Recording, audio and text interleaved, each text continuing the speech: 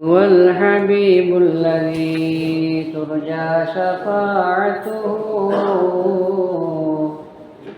لكل هول من الأهوال مقتحم. مولاي صل وسلم دائما أبدا على حبيبك خير للخلق كلهم. السلام عليكم ورحمة الله وبركاته. الحمد لله رب العالمين عدد خلقه وزنة عرشه ورضا نفسه ومداد كلماته. سبحانك لا علم لنا إلا ما علمتنا إنك أنت العليم الحكيم. اللهم صل على سيدنا محمد وعلى آل سيدنا محمد وبارك وسلم عليه. أشهد أن لا إله إلا الله وأستغفر الله وأسألك الجنة وأعوذ بك من النار. اللهم ارحمنا برحمتك يا أرحم الراحمين. அளவற்ற அருளாளன் நிகரற்ற அன்புடையோன் எல்லாம் வல்ல அல்லாஹுவின் திருப்பெயரால் துவக்கம். அல்லாஹுவை பயந்து நடந்து கொள்ளும்படி வாழ்வின் எல்லா நிலைகளிலும் தக்வாவுடைய வாழ்க்கையை மேற்கொள்ளும்படி முதலாக எனக்கும் உங்களுக்கும் உபதேசம் செய்து கொள்கிறேன். ரப்புல் ஆலமீன் நம் எல்லோரையும் நம்மை சார்ந்தவர்களையும் அவனுடைய ரிபாவையும் கபூலியத்தையும் பெற்ற நல்லோர்கள் நாதாக்கள் கூட்டத்தில் சேர்த்தர்கள் உரிவானார். அவனால் நிராகரிக்கப்பட்ட மூதேவிகள் கூட்டத்தில் அல்லாஹ் சேர்க்காதிருப்பானார். அல்ஹம்துலில்லாஹ். இன்று தராவீஹி 10 நிறைவு பெற்றிருக்கிறது. 3இல் 1 நிறைவு பெற்றிருக்கிறது. எஞ்சிய அந்த 3இல் 2 பங்கையும் அல்லாஹ் முழுமையாக நிறைவேற்றுவதற்கு தௌஃபீக் செய்வானார். இன்று குர்ஆன் ஷரீஃபில் தராவீஹில் சூரத்து ஹூத் ஓதப்பட்டது.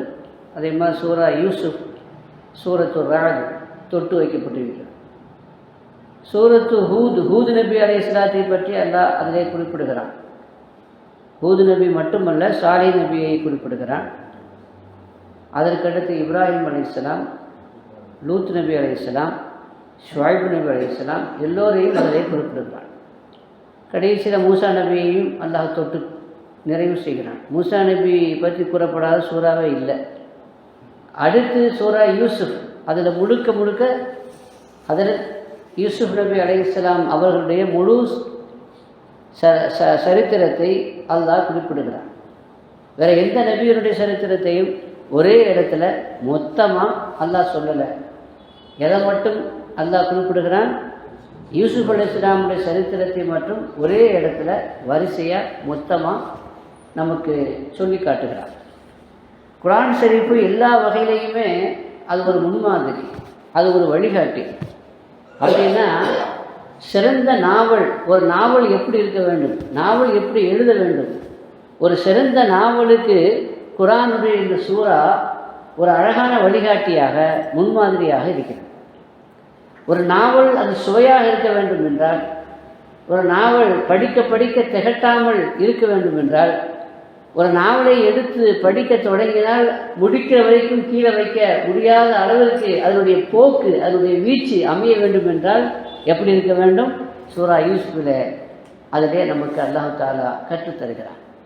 ஒரு நாவலிலே சில நாவல்களை பொதுவாக பார்த்தால் காதல் இருக்கும், சில நாவல்களில் போர்க்கள காட்சிகள் இருக்கும், சில நாவல்களில் சரித்திர நிகழ்ச்சிகள் இருக்கும், சில நாவல்கள் குடும்பவியல் சம்பந்தப்பட்ட செய்திகளை பேசும். ஆனால் சூரா யூசுஃபை பொறுத்த வரைக்கும் காதலையும் அது பேசுகிறது, ஆன்மீகத்தை பேசுகிறது, அரசியலை பேசுகிறது, நிர்வாகத்தை பற்றி பேசுகிறது, இல்லையா, பொருளாதாரத்தை பற்றி பேசுகிறது. இப்படி சொல்லப்போனால் எல்லாவற்றையும் தொட்டு ரொம்ப அழகாக சுவையாக சூரா யூசுப் கனவை பற்றியும் பேசுகிறது, ரேஷன் கடையை பற்றி பேசுகிறது. உலகத்தில் முதல் ரேஷன் சிஸ்டத்தை கொண்டு வந்தவங்க யார்? யூசுப் அலைஹிஸ்ஸலாம். அதை பற்றியும் சூரா யூசுப் பேசுகிறது. ஒரு நாவலை சொன்னாலும் அதில் எல்லா அம்சங்களையும் அல்லாஹ் வைத்திருக்கிறார். அந்த சூரா யூசுஃபில் அவனே சொல்கிறான் அஹ்சனுல் கஸஸ், அழகிய சரித்திரம் என்று சொல்கிறான். யூசுப் அலைஹிஸ்ஸலாமை பொறுத்த வரைக்கும் ஆக அழகானவங்க. அவங்க அழகானவங்க மட்டுமல்ல, அவங்களுடைய சரித்திரமும் என்னதுதான் ரொம்ப அழகானவங்க.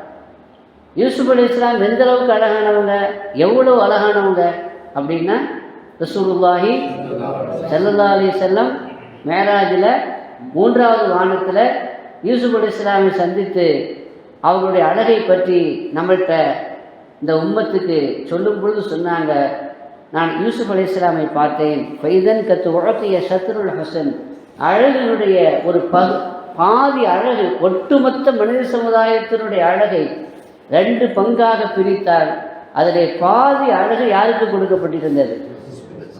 யூசுப் அலைஹிஸ்ஸலாமுக்கு கொடுக்கப்பட்டிருந்தது என்று சொல்கிறார். அப்படின்னா இப்போ ரசூலுல்லாஹி ஸல்லல்லாஹு அலைஹி வஸல்லம் மொத்த அழகும் கொடுக்கப்பட்டிருந்தார், அவங்களுக்கு பாதி அழகு. ரசூலுல்லாவுக்கு மொத்த அழகும் கொடுக்கப்பட்டிருந்தது. ஆக யூசுப் அலைஹிஸ்ஸலாமுடைய அந்த அழகு மட்டும் இருக்கவில்லை, முகம் மட்டும் அழகாக இருக்கவில்லை, அவர்களுடைய அகமும் அழகாக இருந்தது என்று அந்த வரலாறு தொடர்ந்து பேசுகிறது. இதில் பல்வேறு விஷயங்களை சொல்ல வேண்டும், பல்வேறு செய்திகளை நாம் சொல்ல வேண்டும். ஆனால் ஒரே ஒரு செய்தி இந்த குறுகிய நேரத்தில் நாம் பார்க்கலாம். அதில் என்ன அப்படின்னா, தீட்சண்யமான பார்வை. என்னங்க, தீட்சண்யமான பார்வைன்னு ஒன்று இருக்குது. ஒரு ஆளை பார்த்த உடனே, முகத்தை பார்த்த உடனே இவர் இப்படி அப்படின்னு சொல்லக்கூடிய ஒரு பார்வை இருக்கு பாருங்க, அதுக்கு பேர் என்னது? தீட்சண்யமான பார்வை, ஃபராசத்து என்று சொல்லுவார். அரபியில் அதுக்கு சொல்லுவாங்க. உலகத்திலேயே அதிகமான தீட்சண்யம் உள்ளவர்கள் என்று அறியப்படக்கூடியவர்கள் 4 பேர். எத்தனை பேருங்க?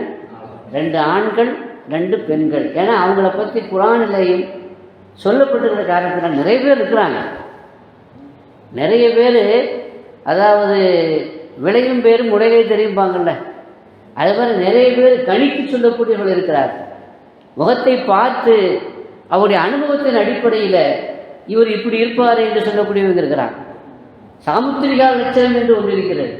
சாமுத்திரிகா லட்சணத்தை பொறுத்து யார் யாருக்கு அந்தந்த உறுப்புகள் எப்படி அமைகிறதோ அவர் இப்படிலாம் இருப்பார் அப்படிங்கிற ஒரு தனி ஃபன்னு, தனி சப்ஜெக்டே இருக்குது. ஒரு ஆள் மூக்கு இப்படி இருந்தால் அவர் எப்படி இருப்பார், அவருடைய கண் இப்படி இருந்தால் அவர் எப்படி இருப்பார், விரல் இப்படி இருந்தால் எப்படி இருப்பார் அவர். அதாவது ரொம்ப நுணுக்கமான, அது ஒரு தனி ஃபன்னு, அது ஒரு தனி சப்ஜெக்டாக விவாதிக்கப்படுகிறது. இப்படி பல்வேறு வகையிலே தீட்சண்யமான பார்வை உள்ளவர்களை நாம் பார்க்கிறோம். ஹஜ்ரத் அப்துல்லாஹ் இப்னு மஸ்ஊத் ரலியல்லாஹு அன்ஹு உலகத்திலேயே தீட்சண்யமான பார்வை உள்ளவங்க 3 பேர் அப்படின்னு சொல்கிறாங்க. இன்னொரு ரிவாயத்தின்படி பார்த்தா 4 பேர் என்ன செய்யும் கணக்கில் வருகிறது. அதில் 2 பேர் ஆண்கள் 2 பேர் பெண்கள். கணித்து சொல்லுவதில், பார்த்து கணித்து சொல்வதில் ஆண்கள் மட்டுமல்ல, பெண்களும் சலித்தவர்கள் அல்ல. அதே மாதிரி இப்படி கணித்து சொல்வதில் தீட்சண்யமான பார்வை உள்ளவர்கள் என்று வரும்பொழுது முஸ்லிம்களாகவும் இருக்கலாம், முஸ்லீம் அல்லாமலும் என்ன செய்யலாம், இருக்கலாம். ஏன்னா அறிவு என்பது பொதுவானது, நாலேஜ் என்பது பொதுவானது.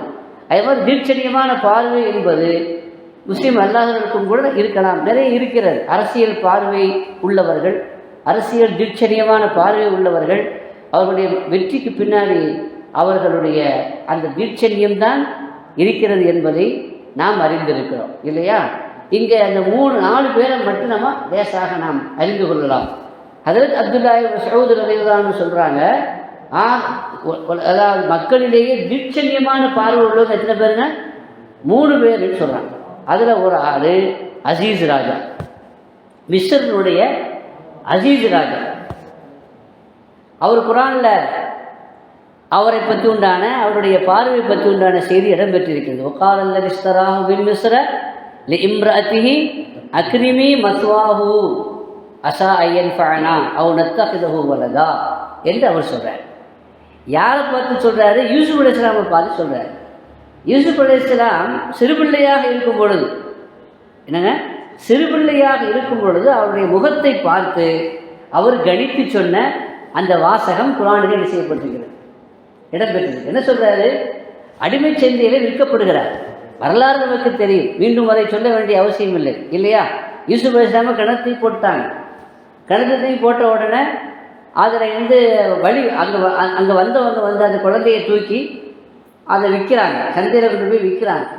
அப்படி சந்தையில் கொண்டு போய் விற்கும் பொழுது அதை வாங்குறது யார்? அசீஸ் ராஜாவே வாங்குறாரு. அப்படி வாங்கும் பொழுது அந்த குழந்தை, அந்த சின்ன பிள்ளை பார்த்தா ரொம்ப அழகாக இருக்கிறது மட்டுமல்ல, அந்த குழந்தையினுடைய முகத்தை பார்த்த உடனேயே மூர்த்தி சிறிதாக இருந்தாலும் கீர்த்தி பெருதுன்னு சொல்லுவாங்கள்ல, அந்த மாதிரி இந்த பிள்ளைக்கு கீர்த்தி பெருசாக இருக்கிறது என்பதை உணர்ந்து தன்னுடைய மனைவிட்ட சொன்னார், அக்ரிமி மசுவாகு.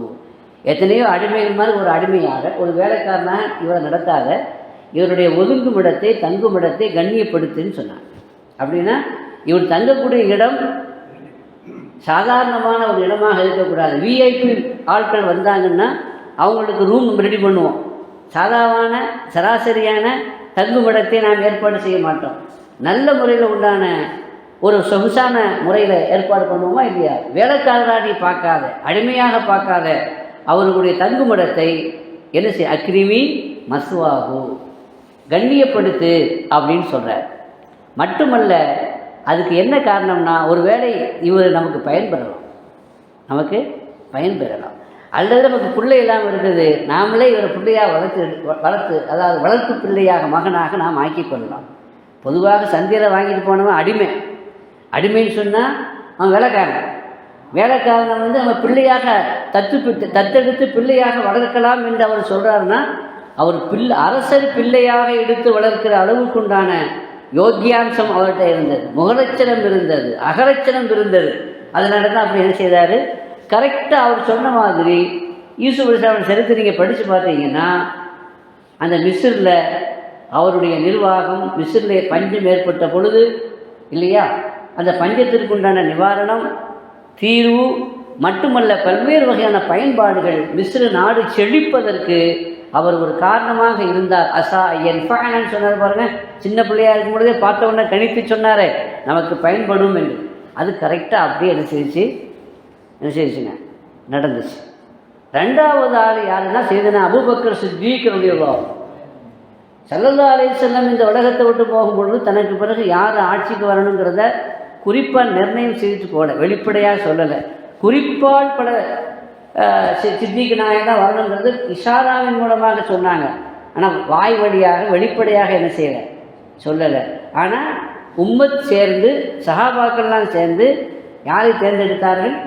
அபூபக்கர் சித்திக் ரலியல்லாஹு அன்ஹுவோட தேர்ந்தெடுத்தாங்க. அபூபக்கர் சித்திக் நாயகம் வஃபாத் ஆகும் பொழுது அவங்க என்ன செய்தாங்க, தனக்கு பிறகு உமர் தான் வரணும் என்று சொல்லி என்ன செய்துட்டாங்க, முடிவு செய்து அறிவிச்சிட்டாங்க. சொல்கிறாங்க வரலாற்று ஆசிரியர்கள், உமரை எப்படி அவர் கணிச்சார்? உமரை அதுக்கு முன்னாடி வரைக்கும் மக்கள் பார்த்த பார்வை வேற, ஒரு முரட்டான ஆளுன்னு தான் பேர், முரட்டு சுபாவம் உள்ளவர். அப்படிப்பட்ட ஒருவரை தனக்கு பிறகு ஆட்சி பொறுப்புக்கு தகுதியானவர் இவர்தான் என்று எப்படி கணித்தார்கள்? அவருடைய ஆட்சி அதை நிரூபித்தது. சித்திக் அக்பருடைய அந்த பார்வை, அந்த தீட்சணியமான பார்வை, அது எவ்வளோ உண்மையானது, யதார்த்தமானது என்பதை அவர்களுடைய வரலாறு இல்லையா, 10 வருஷ காலம் ஆட்சி செய்தார்கள். உலகத்திற்கே முன்மாதிரியான ஒரு ஆட்சியை, ஒரு அரசியலை, ஒரு நிர்வாகத்தை அவர்கள் தந்து சித்திக் நாயகத்தினுடைய அந்த தீட்சணியமான பார்வையை மெய்யாக்கிறார்கள் என்று நாம் பார்க்கிறோம். ரெண்டாவது யாருங்க? அபூபக்கர் சித்திக் நாயகம். மூணாவதாக யாரு? ஷுஐப் அலைஹிஸ்ஸலாமுடைய மகள் செய்தனா ஷுஐப் அலைஹிஸ்ஸலாம். அவங்க நபி, அவங்கள பற்றியும் இன்று சில செய்திகள் வந்தது. ஷுஐப் அலைஹிஸ்ஸலாம் அவர்களுக்கு 2 மகள் இருந்தாங்க. சில நபிமார்களுக்கு பொம்பளைக்கு மட்டும்தான் இருந்தாங்க, சில நபிமார்களுக்கு ஆம்பளை மட்டும்தான் இருந்துச்சு, சில நபிமார்களுக்கு 2மே இருந்துச்சு, சில நபிமார்களுக்கு ஒன்றுமே இல்லாமலும் இருந்துச்சு. நபிமார்களே அல்லாஹ் தஆலா பல தரத்தை வைத்திருந்தார். அதில் ஷுஐப் அலைஹிஸ்ஸலாமுக்கு 2மே பெண் மக்கள். லூத் நபி அலைஹிஸ்ஸலாமுக்கு 2மே அவங்களுக்கும் எனது பெண் மக்கள் மட்டும்தான். இப்ராஹிம் அலைஹிஸ்ஸலாமுக்கு ஆண் மக்கள் மட்டும்தான். ரசூலுல்லாஹி ஸல்லல்லாஹு அலைஹி வஸல்லம் ஆண் மக்களும் இருந்தது, பெண் மக்களும் இருந்தது.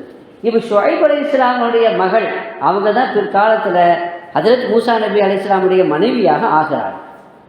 இப்போ ஷுஐப் அலைஹிஸ்ஸலாமுடைய மகளுடைய தீட்சணியமான பார்வையை குர்ஆன் வெளிப்படுத்துகிறது. வரலாறு நமக்கு தெரிஞ்ச வரலாறு தான். அதாவது மதியன் நகர், அதுதான் ஷுவைப் அலைஹிஸ்ஸலாமுடைய வாழ்ந்த அந்த நகர மக்கள் அங்கே வாழ்ந்த ஊர் அது. அந்த மதியன் நகருக்கு மூசா அலைஹிஸ்ஸலாம் மிஸ்ரில் இருந்து ஈஜிப்டிலேருந்து வர்றாங்க, தப்பி வர்றாங்க. ஃபிரௌனை விட்டும் தப்பி எங்கே வர்றாங்க? மதியன் நகருக்கு வர்றாங்க. அப்படி தப்பி மதியன் நகருக்கு வரும்பொழுது அந்த ஊரினுடைய எல்லையில் ஒரு கிணறு இருக்கிறது. அந்த கிணற்றில் இருந்து எல்லோரும் தண்ணீர் இறைத்து என்ன செய்கிறார்கள்? தாங்களும் கொண்டு செல்கிறார்கள், தன்னுடைய கால்நடைகளுக்கும் அதை தண்ணீரை கொடுக்கின்றார்கள். இப்படி ஒரு காட்சியை அவர் பார்க்கிறார். 2 பெண்கள் மட்டும் ஓரமாக ஒதுங்கி நிற்கிறாங்க. இவங்க எல்லாரும் தண்ணி எடுத்து அந்த தண்ணீருடைய தேவையை அவங்களுக்குண்டான தேவையை நிறைவேற்றிய பிறகு ஒதுங்கி இருந்த அந்த 2 பெண்கள்கிட்ட கேட்டாங்க, நீ ஏமா ஒதுங்கி இருக்கிறீங்க? உங்களுக்கு தண்ணீர் வேண்டும், உங்களுக்கும் தண்ணீர் வேண்டும் அல்லவா, எடுக்கலாமே, ஏன் ஒதுங்கி இருக்கிறீர்கள்? இன்னொரு கேள்வி இருந்துச்சு, நீ ஏன் வந்தீங்க, பொம்பளை இருக்கு வந்தீங்க அப்படிங்கிற மாதிரி. பெண்களாக இருக்க போய்த்தார ஆண்கள் தண்ணீர் எடுத்துக்கொண்டு இருக்கும் பொழுது இவர்களோடு சேர்ந்து எடுக்க முடியல. எல்லாரும் போன பிறகு நீங்கள் மிச்சத்தை எடுக்க வேண்டிய நிலை இருக்கிற அப்படிங்கிற ஒரு கேள்வியும் அதில் தூக்கி இருந்தது. அதுக்கு அவங்க பதில் சொன்னாங்க, எங்கள் வாப்பா வந்து ஷேகுல் கபீர், ஒரு வயது முதிர்ந்த ஒரு ஆள், எங்களை விட்டு அவங்களுக்கு யாரும் இல்லை, உதவி செய்கிறதுக்கு ஆள் இல்லை, அவங்க வந்து தண்ணீர் எடுக்கக்கூடிய வயசு இல்லை, அதனால் நாங்கள் தண்ணீர் எடுக்க வந்திருக்கிறோம் அப்படின்னு என்ன பண்ணால் மூசா அலைஹிஸ்ஸலாம் சமூகத்தினுடைய சேவையை, அதாவது அவருடைய தேவையை உணர்ந்து அது கோரிக்கை வைக்கப்படாமலேயே நிறைவேற்றக்கூடிய வகையில் நபிமார்கள் முன்மாதிரியாக இருப்பார்கள். அந்த வகையில் தெரிஞ்சிருச்சு இவங்க 2 பேருக்கும் உதவி செய்யணும் அப்படின்ட்டு. இவங்க 2 பேருக்கும் தண்ணீர் எடுத்து என்ன செய்தாங்க? கொடுத்தாங்க. தண்ணீர் எடுத்து கொடுத்து அனுப்பி வச்சிட்டாங்க. எப்போதும் லேட்டாக வரக்கூடிய அந்த பிள்ளைகள் அன்று கொஞ்சம் சீக்கிரமாக வந்தாங்க. அப்போ அத்தா கேட்குறாங்க, ஷுவைப் நபி கேட்குறாங்க, என்னப்பா இன்றைக்கி சீக்கிரமாக வந்த மாதிரி தெரியுது, என்ன விஷயம் என்று கேட்குறாங்க. அப்போ சொல்கிறாங்க நடந்த சம்பவத்தை ஃபுல்லாக, இன்றைக்கி ஒரு இளைஞர் அவர் எங்களுக்கு உதவி செய்தார், அதனால் நாங்கள் சீக்கிரமாக வீடு வந்து சேர்ந்தோம் என்று சொல்கிறாங்க. மூசா அலைஹிஸ்ஸலாம் தண்ணி எடுத்து கொடுத்துட்டு அவர் அப்போ தான் அந்த ஊருக்கு வந்திருக்கார். அந்த ஊருக்கு தஞ்சம் புகுந்திருக்கிறார். அடைக்கலம் கொடுப்பதற்கு அது வரைக்கும் யாருமே இல்லை. அல்லாஹ் அடுத்த ஒரு துவா செய்தார், ரப்பி இன்னி லிமா அன்ஸல்த இலைய மின் ஹைரின் ஃபகீர். தண்ணி எடுத்து கொடுத்து அந்த பெண்களை அனுப்பி விட்டுட்டு ஒரு மரத்தினுடைய நிலத்தடியில் உட்கார்ந்து அல்லாஹ்ட்ட துவா செய்தார், யா அல்லாஹ், நீ இறக்கக்கூடிய ஹைரின் பக்கம் நான் தேவை உள்ளவனாக இருக்கிறேன் என்று துவா செய்தார். இப்போ அவருக்கு என்ன இல்லை? அந்த மதியன் அந்நிய ஊர், அந்நிய நாடு, வீடு இல்லை. அப்புறம் அவருக்கு வேலையும் இல்லை. 3வது குடும்பமும் இல்லை, தனிமரமாக இருக்கிறாரு. இந்த நிலையில் ஷுவைப் அலைஹிஸ்ஸலாம் தன் மகள்கிட்ட விசாரிக்கும் பொழுது சம்பவத்தையெல்லாம் சொல்லிட்டு ஒரு செய்தி சொன்னாங்க. என்ன சொன்னாங்க அப்படின்னா, பாப்பா, நீங்கள் வந்து ரொம்ப நாளாக ஒரு வேலைக்காரனை தேடிட்டு இருந்தீங்க, உங்களுக்கு நமக்கெல்லாம் வேலை செய்கிறதுக்கு. ஆனால் நீங்கள் வேலைக்கு வைப்பதிலேயே ஒரு சிறந்தவர் அவர் தான் சொன்னார். இன்ன ஹைர மனிஸ்தல் கவியுல் அமீன். நீங்கள் ஒரு வேலைக்காரரை கூலிக்காக வேண்டி ஒருவரை ஏற்பாடு செய்வதாக இருந்தால் அதில் சிறந்தவர் யார் அப்படின்னா அவரிடத்தில் 2 தகுதி இருக்க வேண்டும். 1வது கவியுல், வேலை செய்வதற்குரிய சக்தி உள்ளவராக இருக்க வேண்டும். 2வது அல் அமீன், நேர்மையானவராக இருக்க வேண்டும். இந்த 2ம் அவரிடத்தில் இருந்தது என்று அந்த பெண்மணி, யார்? ஷுவைப் அலைஹிஸ்ஸலாமுடைய மகள் மூசா நபியை பார்த்த உடனே, அவங்க யாருன்னு தெரியாது, அவங்க நபின்னு தான் தெரியாது, ஆனால் அவங்கள பார்த்த உடனே அவங்கள கணிச்சாங்க. இதுதான் என்னது? தீட்சணியமான பார்வை. ஷுவைப் அலைஹிஸ்ஸலாமுடைய மகளுக்கு தீட்சணியமான அந்த பார்வை இருந்தது. அப்போ மூசா அலைஹிஸ்ஸலாமை அந்த ஆளை கூட்டுவாங்கன்னு சொல்லி ஷுவைப் அலைஹிஸ்ஸலாமுடைய அந்த மகளையே அனுப்பி வச்சாங்க. வரலாறு, நீண்ட வரலாறு. அப்போ அவங்க வந்து கூப்பிட்டாங்க, போனாங்க. அப்போ அங்கேயே அவங்க நீங்கள் இருந்துக்கங்க அப்படின்னு சொன்னாங்க. நீங்கள் என்னிடத்துல நீங்கள் வேலை செய்யுங்க, ஆடு மேய்க்கணும். வேலை செய்கிறதுனா என்னது? ஆடு மேய்க்கணும். எல்லா நபிமார்களும் ஆடு மேய்ச்சிருக்கிறாங்க. மூசா நபி அலைஹிஸ்ஸலாமும் ஆடு மேய்க்கணும். 8 வருஷம் நீங்கள் ஆடு மேய்க்கணும். 10 வருஷம் நீங்கள் பூர்த்தி செய்தீங்கன்னா அது உங்கள் இஷ்டம் அப்படின்னு சொல்லிட்டு ஒரு வேலையை கொடுத்துட்டாங்க. வேலை இல்லாமல் இருந்தவருக்கு ஒரு வேலை கிடைச்சிது, தங்க இடம் இல்லாமல் இருந்ததுக்கு தங்க இடம் கிடைச்சிது. கடைசியில் அந்த பெண்ணையே அவங்களுக்கு என்ன செய்தாங்க? கல்யாணம் செய்து கொடுத்து குடும்பத்தையும் ஏற்படுத்தி கொடுத்தாங்க என்று அந்த குர்ஆனுடைய அந்த வரலாறு, அந்த வசனம் நமக்கு தெரிவிக்கிற ஒரு செய்தி. ஆக மூசா நபி யாருன்னே தெரியாமல் அந்த பெண்ணுடைய அந்த பார்வை இருக்கு பாருங்க, தீட்சணியமான பார்வை. அப்போ அந்த பெண்மணி அந்த 3 தீட்சண்யமான பார்வை உள்ளவர்களில், ஒன்றாவது அசீஸ் ராஜா, 2வது அபூபக்கர் சித்திக் ரலியல்லாஹு அன்ஹு, 3வது ஷுஐப் அலைஹிஸ்ஸலாமுடைய மகள். இன்னொரு ரிவாயத்தில் ஃபிரௌனுடைய மனைவி ஆசியா அம்மா, அவங்களும் மூசா அலைஹிஸ்ஸலாம குழந்தையில பார்த்த உடனே சொன்னாங்கல்ல, காலத்தின் ராத்து ஃபிரௌன் குர்ரத்து ஐனில்லி வலக், ராஜா அவர்களே இந்த குழந்தைய ஒன்று செய்திடாதீங்க, ஏன்னா இந்த குழந்தை எனக்கும் உங்களுக்கும் கண் குளிர்ச்சியாக இருக்கும் என்று சொன்னாங்க. அப்போ அந்த குழந்தையை பார்த்த உடனே இந்த குழந்தை நமக்கு கண் குளிர்ச்சியாக இருக்கும் என்று முடிவு செய்கிறார். அசா இன்ஃபானா, அதே வார்த்தையை சொல்கிறாங்க, இந்த குழந்தை நமக்கு பின்னாடி நமக்கு உபயோகப்படும், அல்லது பிள்ளை இல்லாமல் இருக்கிறோம், நாம் அதை பிள்ளையாக எடுத்து வளர்க்கலாம் என்றெல்லாம் சொன்னார்களே. இது எப்போ சொன்னாங்க? வளர்ந்த பிறகு, பார்த்த பிறகு, அனுபவத்தில் அவங்களுடைய டேலண்ட்டை, அவங்களுடைய திறமையை பார்த்த பிறகு சொன்னாங்க.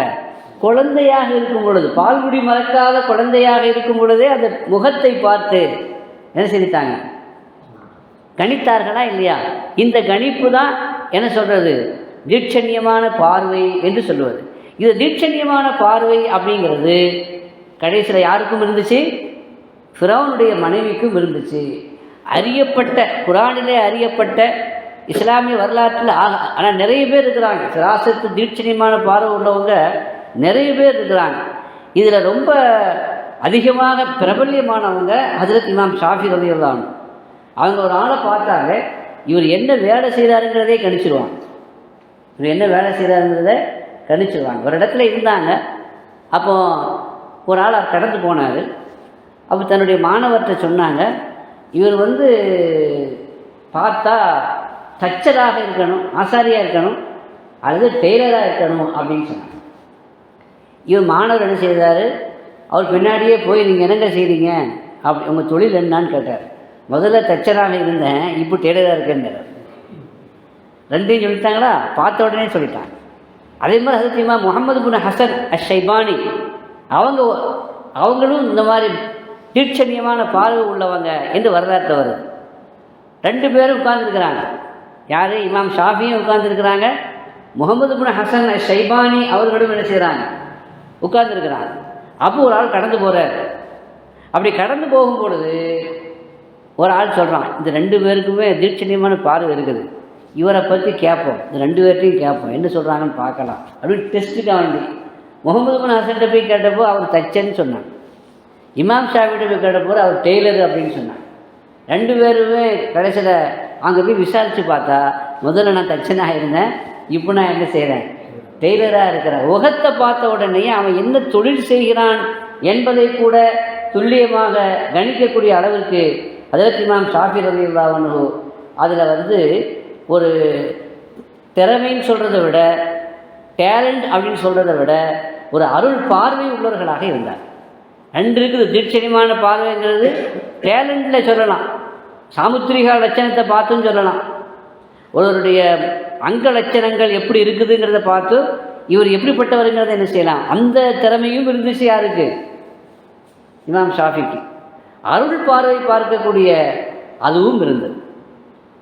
ஒரு நாவிதர், அந்த நாவிதர் இல்லை, ஒரு மனிதர் அரபு அந்த காலத்தில் பயணத்தில் விருந்தாளியாக யாருக்கையாவது போய் தங்கணும், ஏன்னா ஹோட்டல்லாம் கிடையாது.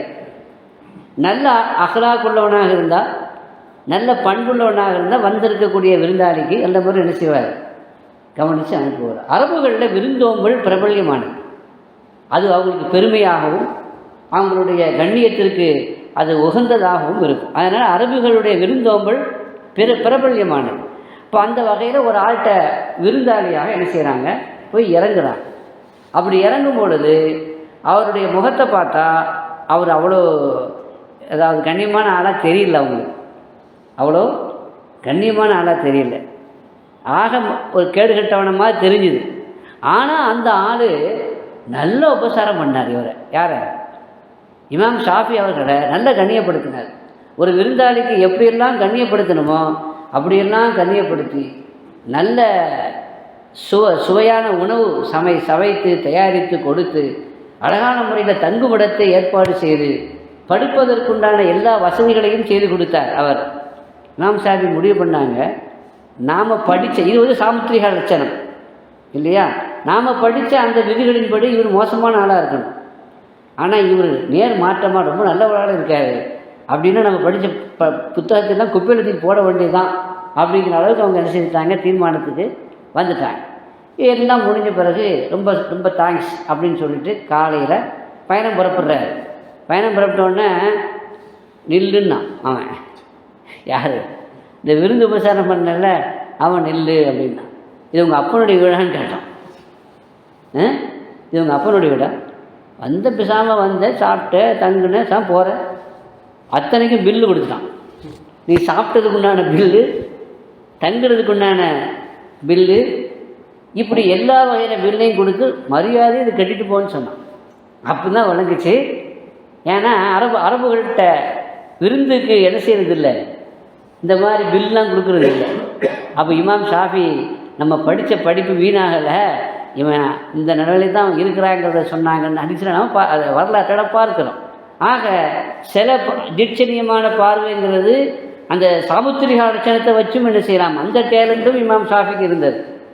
இது அல்லாமல் அருள் பார்வையில் தெரிந்து கொள்ளக்கூடிய பார்வையும் இருக்கிறது. ரசூலுல்லாஹி ஸல்லல்லாஹு அலைஹி வஸல்லம் சொன்னாங்க, இத்தகு ஃபிராசத்துல் மூமின், ஒரு மூமினுடைய தீட்சண்யமான பார்வையை நீங்கள் என்ன செய்து கொள்ளுங்க, பயந்து கொள்ளுங்க. இன்னஹு யன்துரு பிநூரில்லா, ஏனெனில் அவர் அல்லாஹ்வுடைய நூரை கொண்டு பார்க்கிறார், அல்லாஹ்வுடைய ஒளியை கொண்டு பார்க்கிறார். வழிமாறுகளெல்லாம் பார்த்த உடனேயே முடிவு செய்கிறது அது ஒரு கராமத்து. நிறைய கஷ்புள்ளவர்கள் இருந்தார்கள், பார்த்த உடனே அல்லாஹ்வுடைய நூரை கொண்டு பார்க்கறதுனால அவர்களுக்கு பல விஷயங்கள் தெரிந்தது அந்த காட்சியில். அதாவது உஸ்மான் இப்னு அஃபான் ரலியல்லாஹு அன்ஹு அவர்களுடைய சபையில் ஹதரத் அனஸ் இப்னு மாலிக் வர்றாங்க, உள்ளே வந்து நுழையிறாங்க. உள்ளே வந்து நுழைஞ்ச உடனே அனஸ் இப்னு மாலிக்கை பார்த்துட்டு இமாம் ஹதரத் உஸ்மான் இப்னு அஃபான் ரலியல்லாஹு அன்ஹு சொல்கிறாங்க, சில பேருக்கு என்ன ஆயிற்று, அவங்களுடைய கண்களில் ஜினாவுடைய அடையாளம் தெரிகிறதுன்னு சொன்னாங்க. என்ன சொன்னாங்க? அவங்களுடைய கண்களில் விபச்சாரத்தினுடைய அறிகுறி அடையாளம் தென்படுகிறது என்று சொன்னாங்க. இது யார் வந்த உடனே சொல்கிறாங்க? அனஸ் இப்னு மாலிக் ரலியல்லாஹு அன்ஹு வந்த உடனே சொல்கிறாங்க. என்ன நடந்துச்சு அப்படின்னா, இவர் வர்ற வழியில் யதார்த்தமாக ஒரு பொம்பளை மேலே பார்வைப்பட்டுருச்சு. யாருக்கு? பொதுவாக பொம்பளையை பார்த்த உடனே ஈர்ப்பு தானே. அண்டமா முனிவரெல்லாம் அடைகிற பெண்டிற்குள் இல்லையா, அவங்களுக்கு மயங்காலவங்க யாருதான் இருப்பாங்க, அது ஒரு ஈர்ப்பு. யதார்த்தமாக பார்த்தாரு, கொஞ்சம் கொஞ்சம் ஒரு நிமிஷம் பார்த்துட்டு உடனே பார்வையை தாழ்த்தானே, ஒரு 2 நிமிஷம் பார்த்துருப்பாரு நினைக்கிறேன். பார்த்தார், பார்த்துட்டு அது கொஞ்சம் மனசில் ஓடுது. காட்சியில் உள்ளது கண்ணில் தெரிந்த அந்த காட்சி மனக்கண்ணில் ஓடுகிறது. அந்த நிலையிலே எங்கே வந்துட்டார்? சபைக்கு வந்துட்டார். அதைத்தான் சொல்கிறாங்கங்கிறத உணர்ந்துக்கிட்டார். சில பேருடைய முகத்திலே கண்களிலே ஜினாவுடைய காட்சியினுடைய அறிகுறிகளும் அடையாளங்களும் தென்படுகிறதே என்று சொன்ன உடனே அவர் அசந்து போயிட்டார். கான வகையுன் பாத ரசூலுல்லாவுக்கு பிறகு வஹி வருதான்னு கேட்டார். ரசூலுல்லாஹி ஸல்லல்லாஹு அலைஹி வஸல்லத்துக்கு பிறகும் வஹி வருதா, எப்படி சொன்னீங்கன்னு கேட்டார். அதற்கு உஸ்மான் இப்னு அஃபான் சொன்னாங்க, வஹி இல்லை, வஹி நிறைவு பெற்று விட்டது, இது அல்லாஹுடைய நூரை கொண்டு சொல்லப்படுகிற செய்தி என்று ஹதரத் உஸ்மான் இப்னு அஃபான் ரலியல்லாஹு அன்ஹு சொன்னார்கள் என்று ஹதீஸில் நாம் என்ன செய்கிறோம், பார்க்கிறோம். இப்படி தீட்சணியமான பார்வை, அதாவது அல்லாஹ்வுடைய நூறானியத்தை கொண்டு பார்க்கிற அருள் பார்வையும் இருக்கிறது. சாமுத்திரிகா லட்சணம் உடலுடைய உடல் கூறுகளை வைத்து சொல்லக்கூடியதும் இருக்கிறது. அனுபவங்களை வைத்து இந்த மாதிரி உள்ளவனா எப்படி இருப்பான் அப்படின்னு அனுபவத்தின் மூலமாக ஏற்பட்ட அறிவை கொண்டு கணிப்பதும் இருக்கிறது. ஆக பல்வேறு வகையான முறையில் தீட்சண்யமான பார்வை இருக்கிறது என்பதை நாம் வரலாறுகளிலேயும் பார்க்கிறோம், ஹதீஸிலையும் பார்க்கிறோம். ஆக இந்த சூரா யூசுஃபில் அசீஸ் ராஜா அந்த நேரத்தில் முஸ்லீம் ஆகலை, அவர் முஸ்லீம் அல்லாதவராகத்தான் இருந்தார். ஆனால் யூசுப் அலைஹிஸ்ஸலாம் அவர்களை பார்த்த உடனே அவருடைய கணிப்பு துல்லியமாக இருந்ததா இல்லையா, அதைத்தான் ஹஜ்ரத் அப்துல்லா இப்னு மஸ்ஊத் ரலியல்லாஹு அன்ஹு சொல்கிறாங்க, துல்லியமான முறையில் பார்க்கிற, ஊடுருவி பார்க்கிற, உள்ளத்தை ஊடுருவி பார்க்கிற, அகத்தின் அழகு முகத்திலே தெரியும், அந்த முகத்தை வைத்து அகத்தை பார்க்கிற அந்த அறிவு, நுண்ணறிவு, அந்த தீட்சணியமான பார்வை 3 பேரில் முதல் ஆள் யார் அப்படின்னா அசீஸ் ராஜாவுடைய பார்வை என்று சொல்கிறார். ரப்புல் ஆலமீன் அந்த நூறானியத்தை, அந்த ஒளிமயமான அந்த கல்வை நமக்கும் தந்தரல் புரிவானாக. இந்த நூறானியத்தான பார்வை எப்படி வரும், யாருக்கு வரும் அப்படின்னா, ஹராமான பார்வைகளை விட்டும் நம்மை நாம் தற்காத்து கொள்ள வேண்டும். ஹராமான பார்வை பார்க்கக்கூடியவர்களுக்கு இந்த நூறு கல்விலே வராது. இமாம் ஷாஃபியை பார்த்த உடனே சொன்னாங்க, இமாம் மாலிக் ரஹ்மத்துல்லாஹி அலைஹி சொன்னாங்க, ஏன்னா அந்த மூர்த்தியை பார்த்த உடனே கீர்த்தியை வழங்கிக்கிட்டாங்க, நீ உன்னுடைய வாழ்க்கையை தூய்மையாக்கிக்கொள், உன்னிடத்தில் நூறு இருக்கிறது, அதை அணைத்து விடாதே என்று சொன்னார்.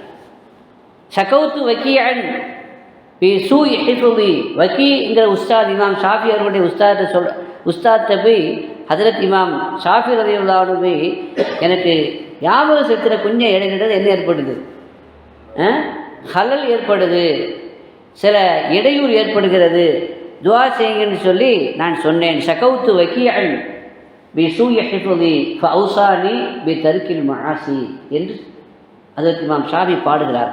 நீ பாவத்தை விட்டுவிடு என்று எனக்கு வசியச்சதா. பாவத்தை விட்டால் தான் அந்த நூர், அந்த ஒளி அது தங்கும் உள்ளத்தில்.